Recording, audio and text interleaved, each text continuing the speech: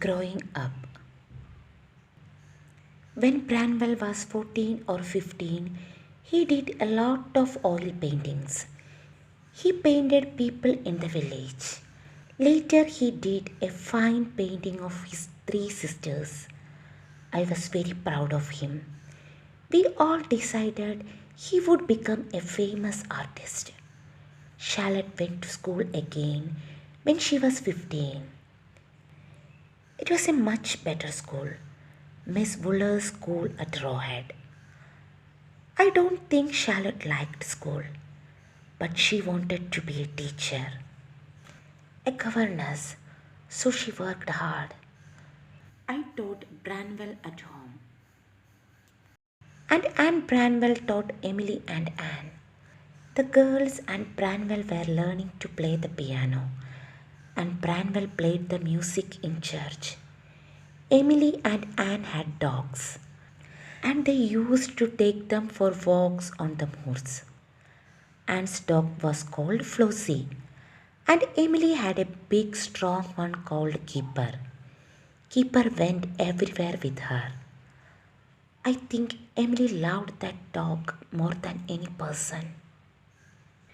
Emily was sometimes a difficult child. She was very shy and did not often speak to anyone outside the family. When she was older, I sent her to school with Charlotte, but she hated it. So I brought her home and sent Anne instead. Branwell was not shy. He could talk to anyone for hours. Everyone in Harvard liked him. I remember the day in 1835 when Branwell went to London.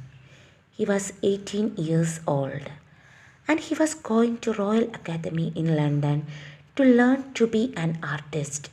He walked down the hill in Harvard with a bag of his best paintings on his back, and everyone in the village came out to see him go. That was a great day for me. Something terrible happened in London, but I don't know what it was.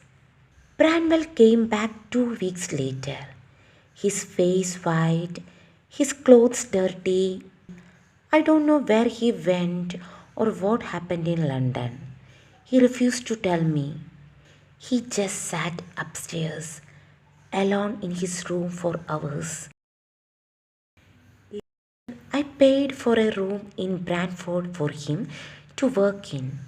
He could paint pictures of famous people there.